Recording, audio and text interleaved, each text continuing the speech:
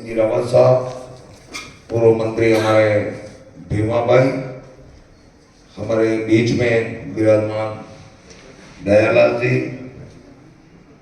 विमल जी, हमारे इस सभा के अध्यक्ष भाई राहुल जी पारगी, हमारे सूरज जी और मंच पर उपस्थित हमारे एडीओ साहब कटारा जी, एडीओ साहब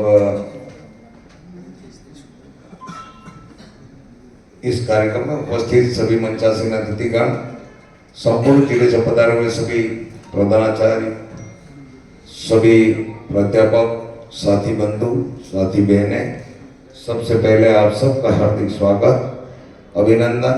आप सबको बहुत बहुत धन्यवाद कि आपने हमारे सभी साथियों को बुला करके स्वागत और सम्मान दिया।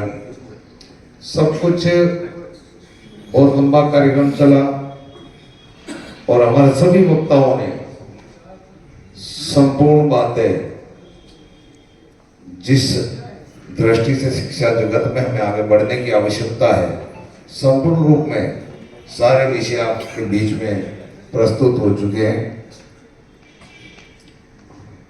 मुझे तो ये पता है कि मैं ज़्यादा कुछ बता नहीं सकता हूँ, लेकिन आपकी समस्या है।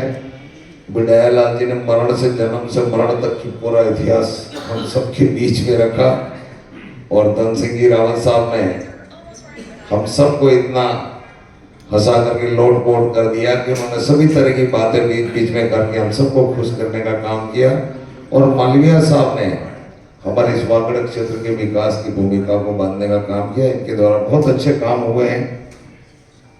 इस शिक्षा जगत से जुड़े हुए हम सब लोग हैं और हम भी आप लोगों से ही शिक्षा ग्रहण करके हम लोग यहाँ तक पहुँचे हैं। लेकिन शिक्षक बंधुओं से हमारा एक ही निवेदन है कि शिक्षक गुरु समाज का एक आधार स्तंभ है और हम सब लोगों को समाज को नई दिशा देने में आप सबकी बहुत बड़ी भूमिका हो सकती है। अभी जैसे धन सिंह जी ने बताया था कि हमारे अगर भावी पीढ़ी गलत दिशा में जाती है तो उसको सही दिशा, सही मार्ग पर ले जाने का काम आप लोग हम सब लोगों का है।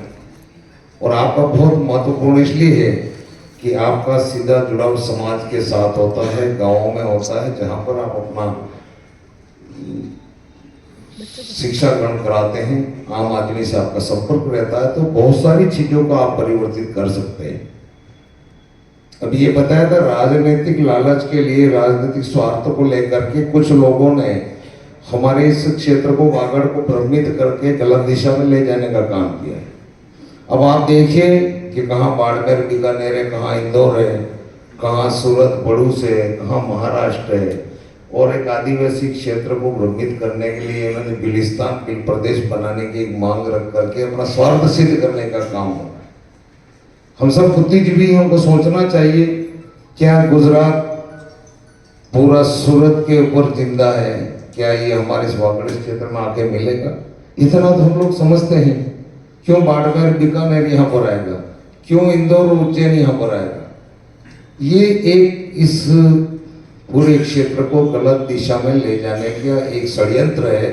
और ये षड्यंत्र न केवल हमारे यहाँ से उपजाया गया है, ये अंतर्राष्ट्रीय लेवल का ये षड्यंत्र है, राष्ट्रीय लेवल का षड्यंत्र है। और ऐसी जो गतिविधियां हमारे इस क्षेत्र को खराब करें, विकास में बाधक करें, इन चीजों को आप अपने हाथ में, अपने कर्मों से, अपनी वाणी से, अपने प्रयास से सही दिशा में ले जाने का काम आप सब लोग कर सकते हैं। आप में ये क्षमता है। हम ये चाहते हैं कि हमारा वागड़ क्षेत्र जो एक बोला वाला क्षेत्र है, हमारे यहाँ ईमानदार लोग रहते हैं और इनको जो गलत दिशा में ले जाने का काम करता है उसके प्रति सजग रह करके शिक्षा के साथ साथ समाज की, जो समाज में ऐसी अनैतिक गतिविधियां जो चल रही है उसको रोकने का काम भी आप लोगों को करने की आवश्यकता है। ये बताया आधुनिकता, आधुनिक शिक्षा, धार्मिक शिक्षा और क्या